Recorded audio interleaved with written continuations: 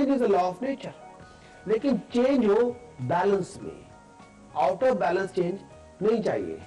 तो ज्योतिष का अध्ययन, ज्योतिष की जो सर्च है, रिसर्च है, स्टडी है, उसको हमारा उद्देश्य ये होता है इसको बैलेंस कैसे किया जाए। जब थोड़ी बहुत लाइफ अनबैलेंस हो जाती है तो उसी वक्त इंसान को दुख, तकलीफें, मुश्किलें, जो वॉइडनेस आ जाती है, खालीपन आ जाता है, आइसोलेशन हो जाती है, टेंशन हो जाती है, स्ट्रेस हो जाता है। हम उस तरह चाहते हैं कि इसको किस तरह बैलेंस लेके आए। जो पर्टिकुलर एलिमेंट्स हैं एस्ट्रोलॉजी में, जो जिसको प्लैनेट्स रिप्रेजेंट करते हैं, उन्हीं प्लैनेट्स की जो चीजें हमारे इर्द गिर्द चलती हैं, जैसे पानी है वो चंद्र का प्रतीक है, लौंग है ये सूर्य का प्रतीक है, ठीक है ना, गुड़ है सूर्य का प्रतीक है, सन का, आटा है सूर्य का प्रतीक है, मसूर की दाल है ये मंगल का प्रतीक है, शुगर है जैसे जो चीनी है ये भी मंगल का प्रतीक है, ठीक, देसी घी है जो मक्खन है ये शुक्र का प्रतीक है। तो इन हमारी पत्नी शुक्र का प्रतीक है, आपके पतिदेव शुक्र और बृहस्पति के प्रतीक है, पिता बृहस्पति और सूर्य का प्रतीक माने जाते हैं। तो ये इस हिसाब से इनको देखना होगा। जहां पे थोड़ा बहुत अनबैलेंस है, उपाय है आपका कर्म, आप कर्म कीजिए और फल पाइए, ये हमारी थ्योरी है। कर्म है, कोई उस उपाय करने से कोई बुरा नहीं हो सकता किसी का। उपाय का मतलब है बैलेंस लेके आना। कोई चीज ठीक नहीं है उसको दबाना होगा, कोई चीज को एक्सेलरेट करना है उसको बढ़ाना होगा, कोई चीज को बूस्ट करना है कहीं देना होगा, कोई चीज को ज्यादा बूस्ट करना है पहनना होगा, ये है उपाय। तो इस तरह ये थ्योरी पे हम चलते हैं और मेरी रिसर्च चलती रहती है, हर वक्त चलती रहती है। पिछले 20 सालों से आपकी खिदमत कर रहा हूँ, पिछले 24 साल से प्रोफेशनल एस्ट्रोलॉजर हूँ, पिछले ये पूरी अनंत चलेगी, पूरी जिंदगी चलेगी। तो अब चलते हैं अपने कॉलर की तरफ। आपके घर आऊंगा और वहां पे करेंगे वास्तु और फंग शुई, और हमारे साथ होगा हमारा कैमरा। तो उसमें पूरा एक प्रोग्राम बनेगा, आपके घर और ज्योतिष शास्त्र। तो उसमें जो भी ज्योतिष शास्त्र से, जो कि वास्तु और फंग शुई भी ज्योतिष शास्त्र का ही एक अंग है, उसका ही एक पार्ट है। तो आपके घर को किस तरह से इंप्रूव किया जा सकता है, किस तरह से बैलेंस किया जा सकता है, आपको अपनी डिटेल रिकॉर्ड करवानी होगी और हम आपके घर में आएंगे कैमरा लेके और एक प्रोग्राम उसमें बन सकता है। और मैं आपका काफी टाइम स्पेंड करूंगा और आपको बताऊंगा कि घर में कैसी कैसी नेगेटिविटी को हम दूर कर सकते हैं, किस तरह इस घर को बैलेंस कर सकते हैं, चाहे उसका ताल्लुकात आपकी प्रॉस्पेरिटी से हो, आप सबकी सेहत के साथ हो, घर की हार्मोनी हैप्पीनेस के साथ हो, घर के माहौल के साथ हो, बच्चों की पढ़ाई के साथ हो। ऐसा कोई पार्ट नहीं है जो लाइफ में, क्योंकि घर की अपनी कुंडली होती है, घर के अंदर भी ना एक दैवी शक्ति है, घर का अंदर भी एक अपना ही उसका एक घर की भी एक अपनी आत्मा होती है, तो उसका भी सत्कार होना बहुत जरूरी है। कई बार घर अनबैलेंस होते हैं तो वो हमारे काम के लिए, हमारी हेल्थ के लिए, बच्चों की पढ़ाई के लिए, बच्चों की हेल्थ के लिए इतने अच्छे नहीं होते, लेकिन इसको बिना तोड़े फोड़े कई बार ठीक किया जा सकता है और कई बार नहीं भी किया जा सकता। तो एक हमारा ये नया प्रोग्राम लेके आएंगे ज्योतिष शास्त्र और आप, और उसमें आपके घर के हम कैमरा टीम लेके विजिट करेंगे और आपके घर को बैलेंस करने की कोशिश करेंगे। तो ये भी प्रोग्राम हमारे एक प्लानिंग में चल रहा है, पाइपलाइन में है और बहुत जल्द इसको लेके मैं आ रहा हूँ। तो अब चलते हैं अपने अगले कॉलर से, उनसे बात करते हैं। और इलेक्ट्रिसिटी के बिना ये हमारा टेलीविजन भी नहीं चलेगा, आपका कई काम खड़े हो जाएंगे, दुनिया खड़ी हो जाएगी, ट्रैफिक नहीं चलेगी और कोई कम्युनिकेशन सिस्टम नहीं चल सकता बिना एनर्जी के। तो देवी भगवती इस ब्रह्मांड की, इस पूरी यूनिवर्स की इलेक्ट्रिसिटी है। एक बहुत सिंपल उदाहरण दे, एक जिस तरह एक साधारण बात है, जिस तरह हम बिजली के बिना नहीं जी सकते, उस तरह इस ब्रह्मांड को चलाने वाली जो शक्ति है वो माँ भगवती है। धर्म ग्रंथों में हजारों नाम दिए गए हैं, गुरु ग्रंथ साहब जी महाराज में उसे भगवती कहा गया है, हम वेदों में उसे भगवती हजारों नाम दिए गए हैं। वो शक्ति है, उसको गवर्न करती है, परमात्मा की शक्ति है। यूनिवर्स की क्रिएशन से पहले वो वहां विराजमान थी और उसी की क्रिएशन से उन्होंने अपने 3 दूत पैदा किए हैं, जिसमें महादेव जिसे हम शिव, उनके भी बहुत नाम दिए जाते हैं, विष्णु जिसे नारायण कहा जाता है, और ब्रह्मा। तो इन तीनों को उन्होंने पैदा किया है और इन तीनों का पालन भी उन्होंने कहा है। उन्हें कई ग्रंथों में काम कला कहा गया है और इन तीनों को उन्होंने उपायन किया है कि आपके सृष्टि को चलाने के लिए क्या आपका कर्म है। पंचभूतों में जो पंच तत्व हैं उनके भी आगे जो तत्व हैं उनमें भी विराजमान रहते हैं। हमारी सोच विचार, हमारे ख्यालात, हमारे मन के अंदर उन्हीं का चलन चलता रहता है। जो सुषुम्ना में हमारे शरीर के अंदर बसती है, अगर हमारी स्पाइन में प्रॉब्लम हो जाए तो हाथ पांव, जैसे कहते हैं कि स्ट्रोक हो जाता है, पैरालाइज हो जाती है बॉडी, तो सुषुम्ना में भी उनका निवास स्थान है। हमारे शरीर में, मस्तिष्क में, जो आंखों के ऊपर जो स्थान है, यहाँ पे भी उनका निवास स्थान है। जैसे कुंडलानी जागृत है, कुंडलानी भी उन्हीं का नाम है। तो ये सृष्टि को चलाने वाली शक्ति हर पूरे ब्रह्मांड में व्याप्त है। तो 9 दिनों में उनकी उपासना की जाती है। इनकी उपासना नारायण ने भी की है, इनकी उपासना ब्रह्मा ने भी की है और इनकी शिव इन 24 घंटे इन्हीं की उपासना करते हैं। और हमारे अगर हम महाभारत में भी जाएं और रामायण काल में भी जाएं तो राम ने, कृष्ण ने, पांडवों ने भी इनकी उपासना से फल प्राप्त किया है और उनकी मुश्किलों का हल इन्होंने दिया है। तो बहुत हजारों कथाएं हैं जो मैं आपके साथ शेयर कर सकता हूं।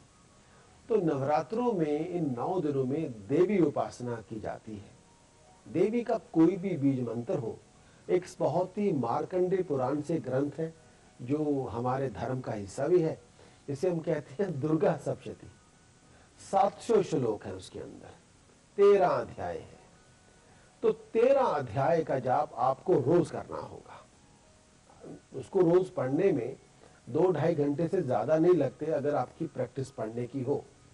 अगर आपने कभी उसको पढ़ा ना हो तो फिर 5-6 घंटे लेके बैठे रह सकते हैं आप, लेकिन आमतौर पे उसको 2 घंटे में समाप्त हो जाता है वो पूरा।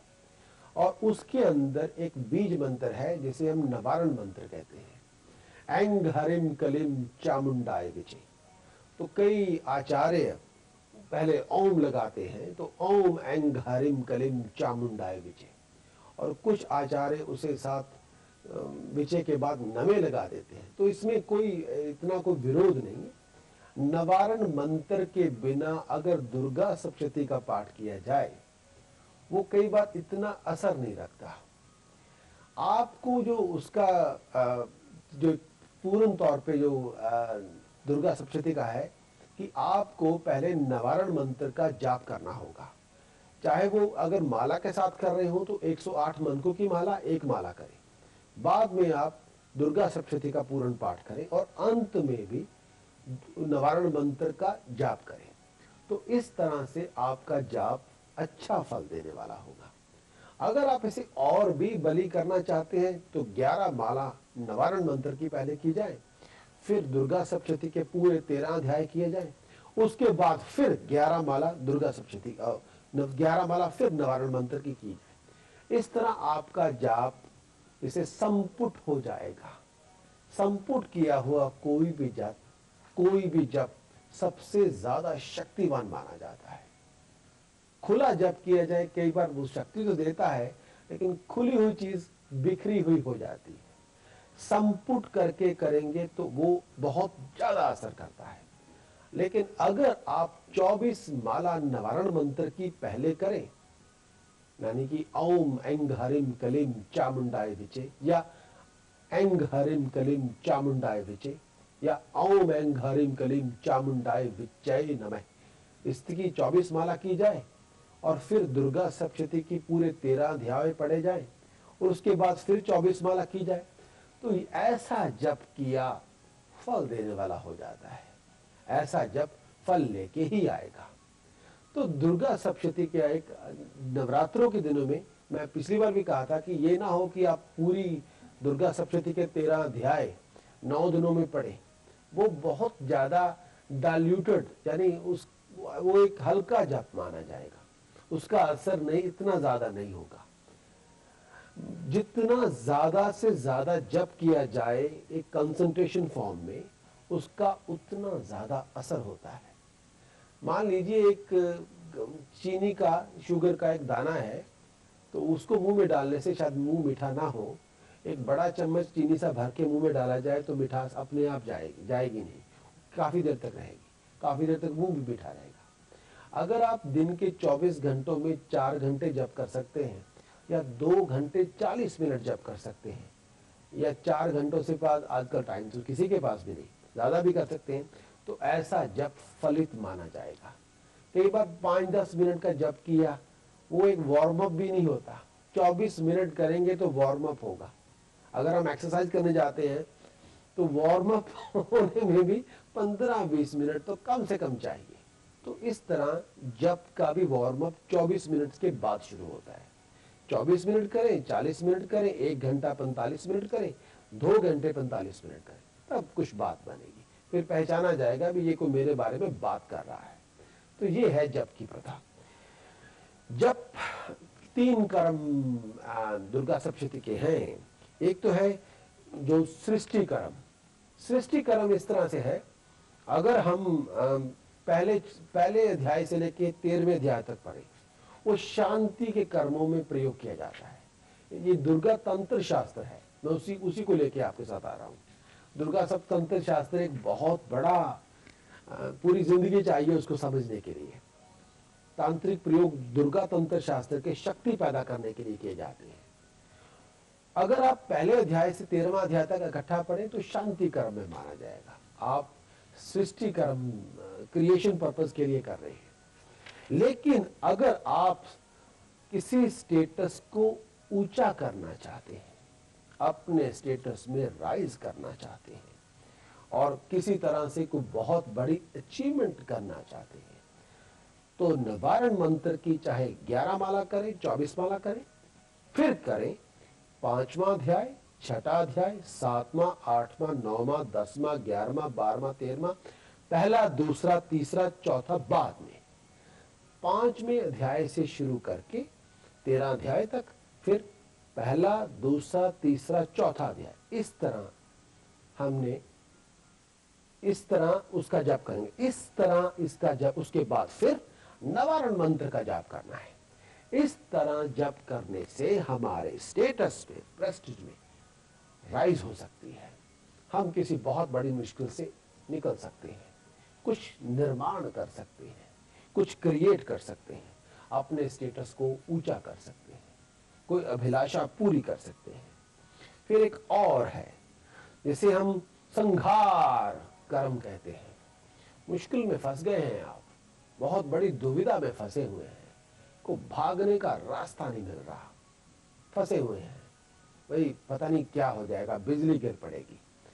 तो दुर्गा तंत्र शास्त्र ये कहता है कि पहले निवारण मंत्र का जाप किया जाए, फिर 13वां अध्याय से लेके पहले अध्याय तक, 13वां, 12वां, 11वां, 10वां, 9वां, 8वां, 7वां, फिर इस तरह पहले अध्याय तक आया जाए। रिवर्स हमने जाना है। जिस तरह गायत्री का मंत्र जाप करें तो शांति कर्म माना जाएगा। अगर गायत्री तंत्र शास्त्र का सहारा लेकर पूरा मंत्र रिवर्स घुमा दें तो वो ही गायत्री मंत्र ब्रह्म गायत्री नहीं रहेगा, वो गायत्री मंत्र ब्रह्म अस्त्र बन जाएगा। तो ये है इसकी ये हमारा एक छोटा सा जो तंत्र शास्त्र है उसकी ये क्रिया है।